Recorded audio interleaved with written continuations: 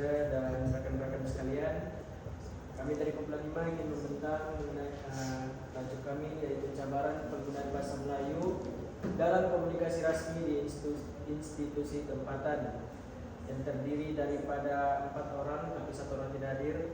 Saya Muhammad Hafiz bin Baba. Saya Dayang Nur Amira Syaila Lubistan. Saya Edward Cikiana. Dan Putra berada di Johor.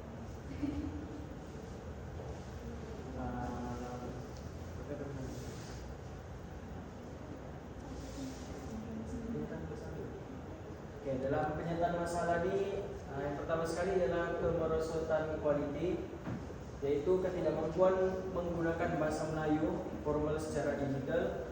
Yang kedua ialah interferensi bahasa, penggunaan bahasa rojak dan singkatan ataupun short form. Dan pernyataan masalah seterusnya ialah persepsi pelajar. Bahasa Melayu formal dianggap kaku dan sukar, dan akhir sekali ialah kekanan teknologi, pergantungan keterlaluan kepada Google Translate. Manakala objektif dan kepentingan kajian, objektif pertama yaitu mengenal pasti cabaran linguistik pelajar online. Yang kedua ialah analisis faktor sikap dan persekitaran digital. Ketiga ialah cadang strategi pemberkasaan bahasa Melayu, dan kepentingannya ialah panduan buat institusi, pelajar, dan DDP. Oke, seterusnya kita beralih kepada sorotan literatur. Dasar pendidikan kebangsaan dan akta bahasa kebangsaan. Bahasa Melayu ialah bahasa pengantar utama dalam pendidikan Malaysia. Responden 1 menyatakan istilah bahasa Melayu teknikal sukar karena sumber banyak dalam bahasa Inggris, dan pelajar kurang yakin dalam menggunakan bahasa Melayu dalam penulisan teknikal. Seterusnya, cabaran bahasa Melayu dalam era digital.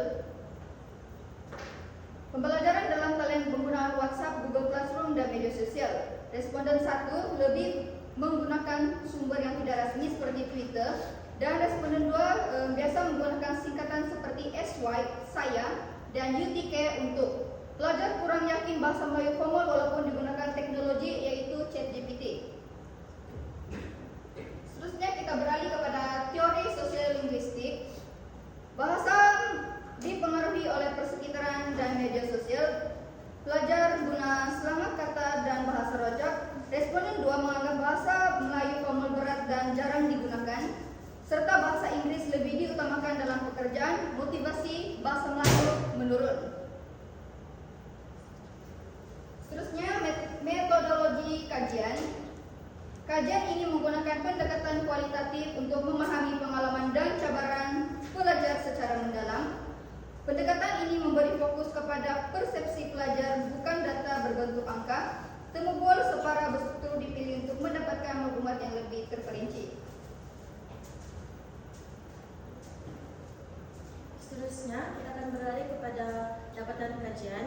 Untuk dapatan kajian, kami telah menemui 5 cabaran utama, yaitu isu istilah, yaitu pelajar suka cari istilah teknikal dalam bahasa Melayu sebab sudah biasa dengan bahasa Inggris. Seterusnya, kebergantungan pada AI, yaitu pelajar terlalu bergantung pada Google Translate dan AI untuk membuat tugasan. Seterusnya, bahasa rojak. Penulisan pelajar banyak bercampur aduk antara 2 bahasa, yaitu bahasa Melayu dan bahasa Inggris. Seterusnya yaitu slang. Bahasa menggunakan bahasa pasar atau slang mulai masuk ke dalam urusan rasmi. Contohnya seperti message kepada lecturer. Seterusnya itu kepentingan kerjaya. Pelajar rasa bahasa Inggris ini lebih penting untuk masa depan mereka.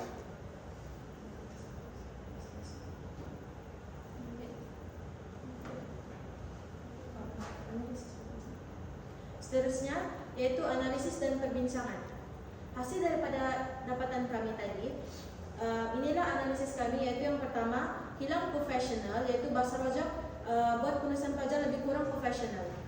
Seterusnya, melemah bahasa. Pelajar terlalu harapkan teknologi buatkan penguasaan bahasa sendiri jadi lemah, yaitu bahasa Melayu. Kurang penggunaan bahasa Melayu dan kerapnya penggunaan bahasa Inggris dalam pembuatan assignment. Seterusnya, kekeliruan konteks. Pelajar makin keliru antara bezakan formal dan tidak formal. keluar yaitu persekitaran yang lebih mementingkan bahasa Inggris buatkan bahasa Melayu makin terpinggir. Kesimpulannya, penggunaan bahasa Melayu dalam komunikasi rasmi pelajar kini semakin merosot. Seterusnya yaitu platform kajian. Yang pertama sekali adalah kajian dijalankan menggunakan Google Meet, Zoom, dan WhatsApp video call. Platform ini memudahkan komunikasi tanpa hard lokasi dan kaidah ini sesuai dengan gaya pembelajaran pelajar masa kini yang berasaskan teknologi, dan sesi temu bual dapat direkam untuk analisis yang lebih tepat. Dan Oke, di sini saya akan menjelaskan profil responden yang telah kami temu bual. Responden pertama adalah Katrina Joyce binti Jilo, pelajar dari Unimas University Malaysia Sarawak. Dan yang kedua Muhammad Nur Irfan bin Muhammad Faisal, pelajar Unitar. Dan kajian ini melibatkan dua orang pelajar universiti sebagai responden. Kedua-duanya dipilih karena aktif dalam pembelajaran dan talian dan komunikasi yang rasmi.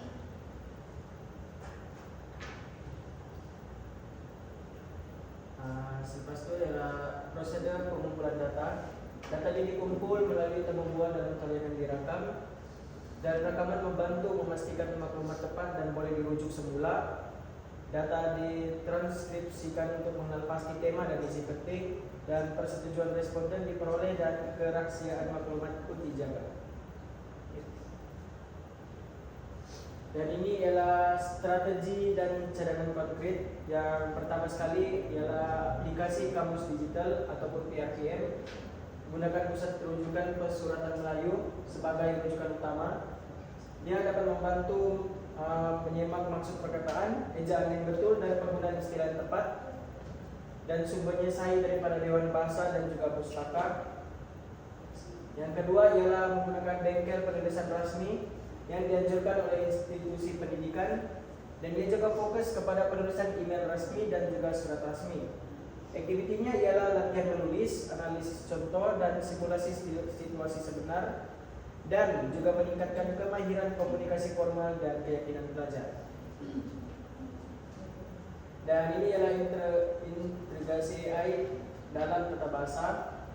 Dan oleh itu gunakan AI seperti Grammarly, dan fungsinya ialah kesan kesalahan tata bahasa dan membetulkan ejaan dan struktur ayat. Dan kelebihannya ialah maklum balas segera dan jimat masa. Sebagai kesimpulannya, bahasa Melayu ini ialah persimpangan jalan digital, dan isu utamanya ialah evolusi dan kerusakan. Dan ini dia punya impactnya di sini ialah risiko pengakisan jati diri nasional, dan harapannya ialah sinergi kolektif untuk kelangsungan warisan linguistik. Ini adalah lampiran kami. Ini salah satu temu bual yang kami buat dalam talian, yaitu Muhammad Irfan daripada Unitar dan Katrina Joyce daripada Unimas. Itu saja dari kami. Sekian, terima kasih. Oke, terima kasih.